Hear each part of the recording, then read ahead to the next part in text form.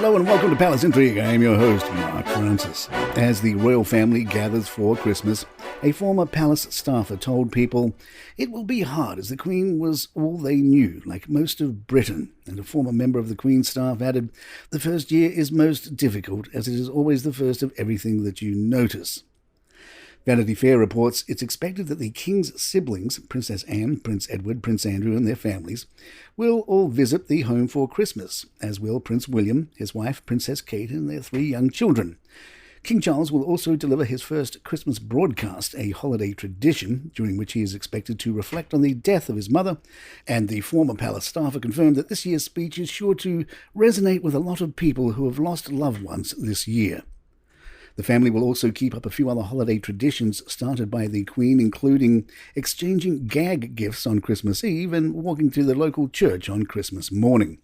The official statement read, Their Majesties, the King and Queen Consort, accompanied by members of the royal family, will attend the morning service on Christmas Day at Sandringham Church on Sunday, 25th December 2022. A source told Us Weekly it will be extremely sad not to have the Queen there, adding that the festivities will feel bittersweet in Her Majesty's absence. She would not want them to mope or let that detract everyone from coming together and enjoying the occasion. This evening, Kate's second annual Christmas Carol concert at Westminster Abbey will be televised.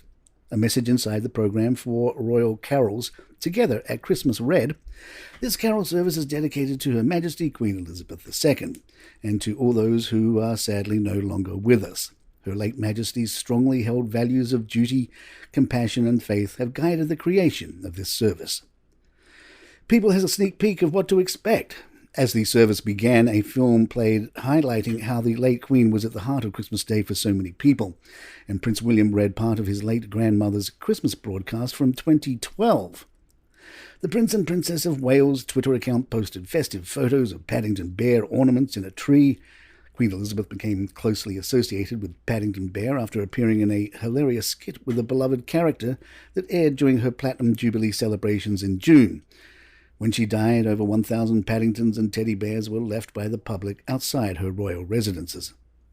One of the quirks of royal Christmas is that everyone has their weight taken. Yahoo reminds us the royal family has taken part in this tradition for decades, reportedly since the early 1900s. Supposedly, the point of the tradition is to see how much everyone enjoyed their food and make sure that all the guests were given enough to eat.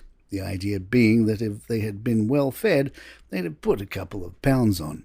Started by Edward VII, guests under the late Queen Elizabeth would weigh themselves upon their arrival on antique scales before doing the same at the end of their time at Sandringham. We'll see if Charles continues the tradition. Palace Intrigue will be right back. Royal butler Grant Harold worked for Charles and Camilla for 7 years at Highgrove and told the Mirror, With the actual Christmas presents, I've been told they give fun gifts, because what do you give a royal who's got everything? But I also believe they also give each other nice gifts because even though they do the fun thing, the younger royals, for example, like William and Catherine, will give each other nice gifts to each other at Christmas. I have no doubt about that at all.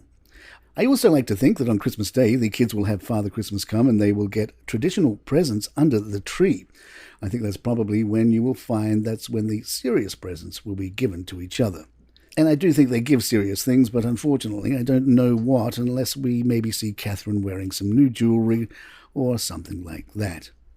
The King will release his first annual message tomorrow at 3 p.m. local time. That will be tomorrow's podcast, which you can expect in your feed around noon Eastern US time. And there you have it. If you'd like to email us, our address is thepalaceintrigue@gmail.com. Please follow us on Spotify, iTunes, Google Podcasts, or wherever you get your favourite shows. I'm Mark Francis. My thanks to John McDermott. Happy Christmas from all of us here at Palace Intrigue. Good times.